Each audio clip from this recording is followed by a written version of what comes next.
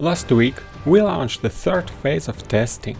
While players are enjoying battling with diverse armies on the new accounts, our Gear Games team continues to strive for updates. In this video we are excited to unveil our plans and insights with you. Here we go.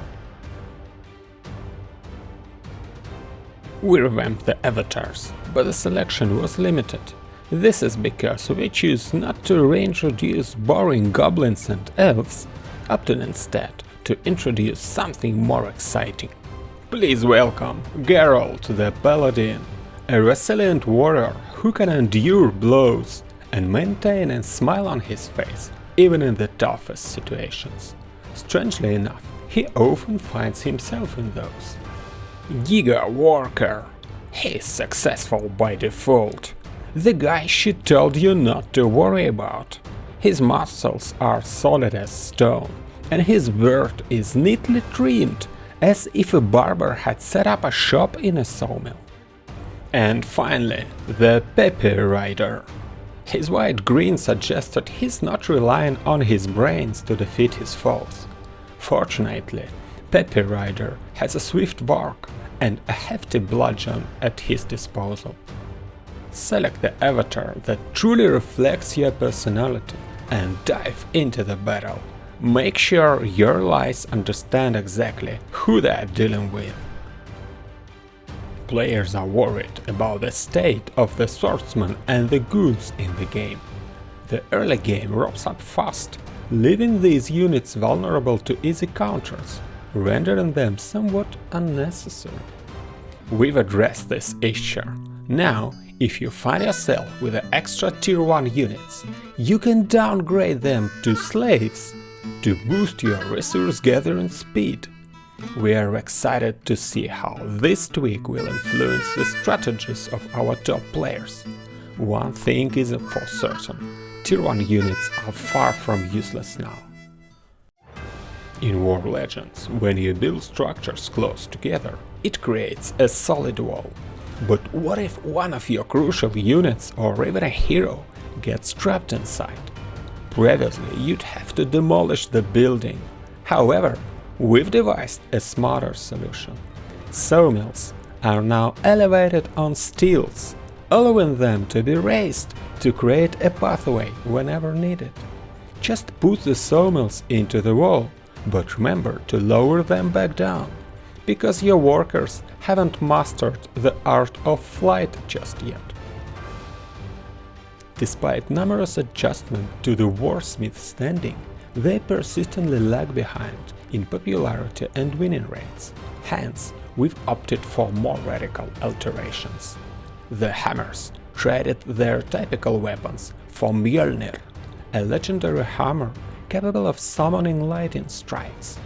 Naturally, we'll need to fine-tune its use for balance, but it is evident that nobody will underestimate these smallish warriors anymore. We recently powered up catapults with the stun, and she's been doing great in battles. So we thought we'd take the next step in the right direction and arm it with the Earth Elemental. He wasn't doing a very good job getting the wells anyway, but now he's gonna finally level it all with the ground. Boosting something without considering the opposing faction countermeasures is a recipe of trouble. Meteorite has long served as Light's answer to siege units. However, our seasoned players have become adept at dodging it with finesse. To remedy this situation, we've taught Meteorite how to chase a target. You can run, but you can't hide. Recently, there was a bug in the game that was causing wind mages to blow away units. We fixed it, but then we thought about it a bit and broke it back, because it is such a cool feature. Now, wind mages can blow away opponents officially. Hurry up to be the first to use it. Many players have avoided using fleets because ships can't always reach important enemy structures from the sea. But this is no longer a problem, because now, when approaching the coast, You can take your ship on a cart and pull it closer. Hang in there, you landers! Bikers finally got fed up with the bad roads, so they changed from motorcycles to hoverbikes.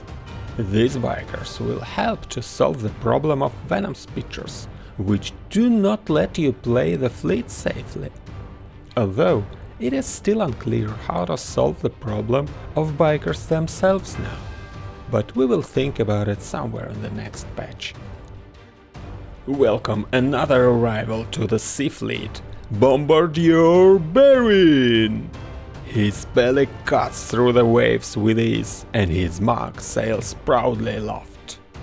But don't be fooled by this fat man's good-natured appearance. He can easily direct artillery fire, even from such an awkward position.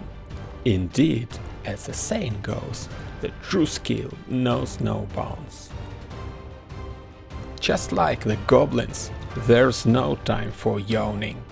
With the alchemist at the helm, they're introducing the fresh addition to the game.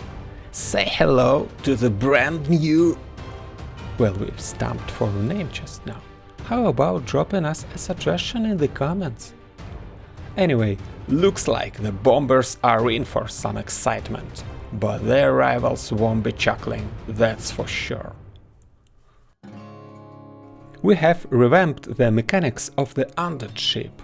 Now it's transformed into the legendary Flying Dutchman. Rather than the standard attack, it will unleash a horde of skeleton pirates. While these pirates won't stand out much from the typical skeleton warriors, as skeletons tend to look alike, they'll certainly add a pirate flair to the mix. We trust you'll enjoy these updates, which go live today, April 1st. Tell us what's your favorite in the comments, and we can't wait to see you on the battlegrounds of War Legends.